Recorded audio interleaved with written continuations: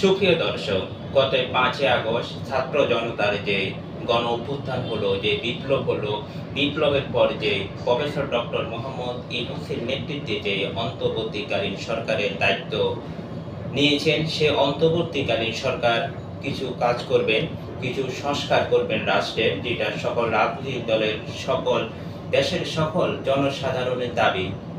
কিন্তু এই সরকার আসলে কতদিন থাকবেন? এই সরকার যখন অনেক দিন থাকবেন, কিংবা ৩ মাস, ৬ মাস কিংবা তার চেয়ে বেশি থাকবেন, এর চেয়ে বেশি থেকে তারা আসলে কি কাজ করবেন? কেননা যখন তারা একটু অনেক কাজ করা দরকার, অনেক কিছু সংস্কার করা দরকার, ঠিক আছে, কিন্তু যদি এই সরকার ৬ মাসের বেশি থাকে তাহলে অনেক রাজনৈতিক দল, দেশের অনেক মানুষ আসলে হয়তো ধৈর্যহীন হয়ে যাবে, ধৈর্য হয়তো নাও থাকতে পারে। তাদের উদ্দেশ্য হয়তো খুবই ভালো অন্তর্বর্তীকালীন সরকারের। আর অন্তর্বর্তী সরকার যে রাষ্ট্রের যে সকল প্রতিষ্ঠানগুলার সংস্কার করতে চাচ্ছেন, এটা খুবই দরকার। কিন্তু এই সংস্কারগুলা, এই কাজগুলা তো আসলে একটি চলমান প্রক্রিয়া। এটিতে আসলে বাংলাদেশ, এটি আসলে ৬ মাসে বা ১ বছরের সবকিছু সুন্দর হয়ে যাবে, সমাধান হয়ে যাবে, বিষয়টা এমন নয়।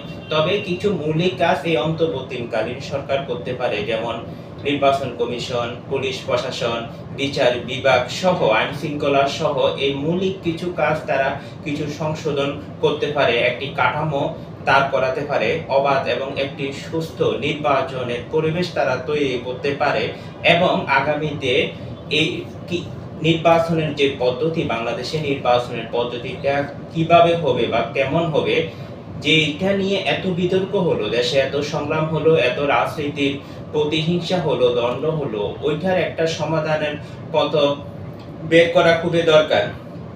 কেননা বাংলাদেশের যে প্রক্রিয়া, বাংলাদেশের বর্তমান যে বিদ্যমান যে অবস্থা, এখানে আসলে সংশোধন, রিপেয়ারিং করলে সব কিছু করতে হবে, অনেক কাজ করতে হবে। এটা 5 বছরে করে এরা শেষ করতে পারবে না, কিংবা তার চেয়ে বেশি সময় দলীয় করে শেষ করতে পারবে না, বরং এটা একটি চলমান প্রক্রিয়া।